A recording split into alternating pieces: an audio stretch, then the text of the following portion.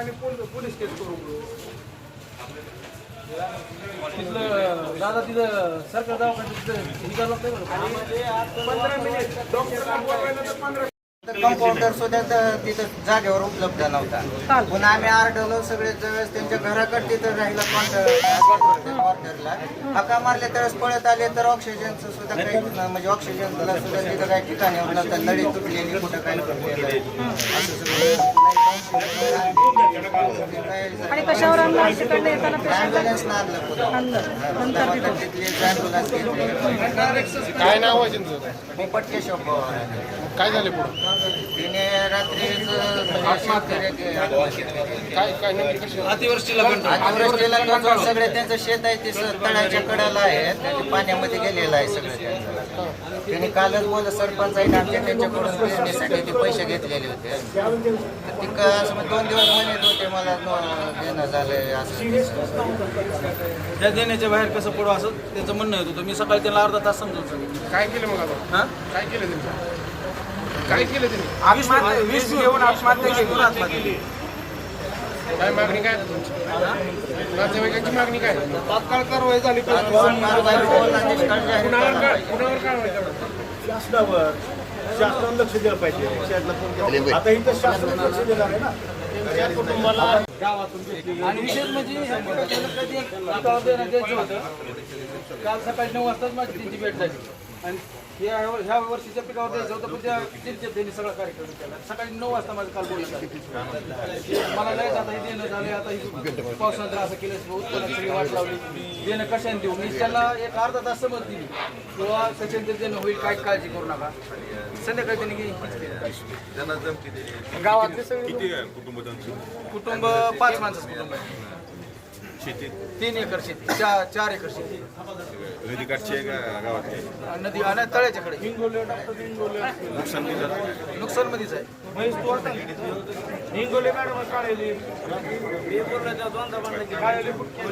शेती आहे असं मला सांगितलं. काही सुलतानी संकटात मदत मिळाली नाहीये. काय तुम्ही शेतकऱ्यांना आव्हान कराल? आज धीर द्यायला आपण शेतकऱ्यांना आलो. माझं धाराशिव जिल्ह्यातल्या शेतकऱ्यांना एवढंच आव्हान आहे की खचून जाऊ नका. याआधी आपण त्या पद्धतीतून स्वतःला सावरलेलं आहे. भूकंपासारख्या परिस्थितीतून आपण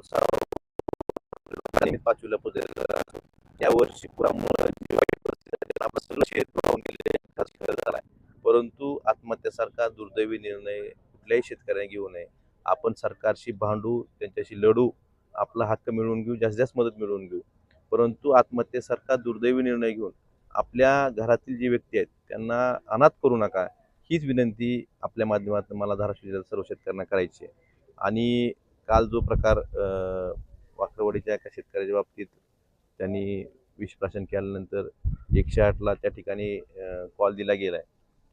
परंतु शेवटपर्यंत 108 आली नाही. 108 ही सुविधा कशासाठी आहे? इमर्जन्सीमध्ये एखाद्या पेशंटला त्या ठिकाणी नेण्यासाठी. त्या पेशंटला त्या ठिकाणाहून शेवटी मोटरसायकलवर आणावं लागलं. आपण मी बघितलं त्या पेशंटची दुरावस्था.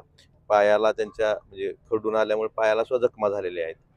आणि अशा वेळेस 108ची जी सुविधा आपण हजारो कोटी रुपये खर्च करून त्या ठिकाणी ही सुविधा नागरिकांसाठी उपलब्ध करून दिलेलं सांगितलं जातं.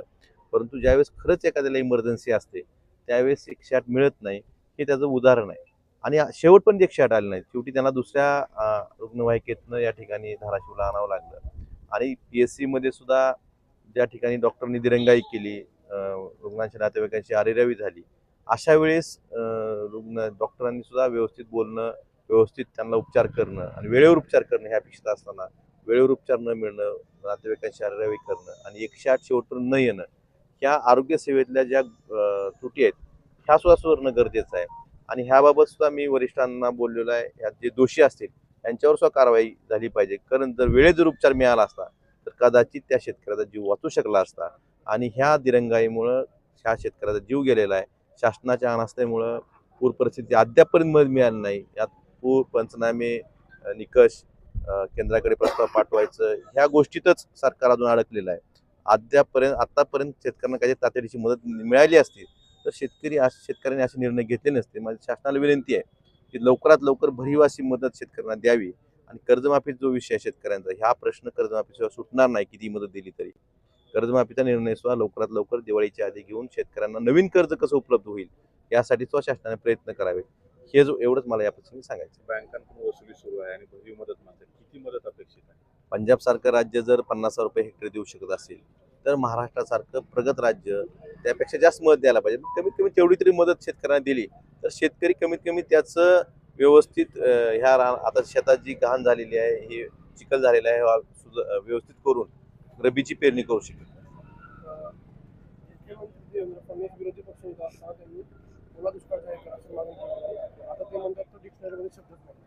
ठीक आहे, डिक्शनरीमध्ये बरेच शब्द नसतात पण ते डिक्शनरी घालायचे अधिकार पण सरकारला आहेत ना. डिक्शनरीमध्ये शक्तीपीठ होतं का कुठं? बुलेट ट्रेन होती का अहमदाबादची कुठं? ते जर तुम्ही घालू शकत असाल तर हा असे एखादी परिस्थिती जर उद्भवली असेल, आतापर्यंत कधी नसती झाली पण आता जर उद्भवली असेल तर हा निकष ऍड करायचे शासनाला अधिकार आहेत ना. ते संज्ञा नाही म्हणून जर आपण स्वतः म्हणजे ह्या परिस्थितीनुसार पळ काढत असेल ते दुर्दैवी आहे.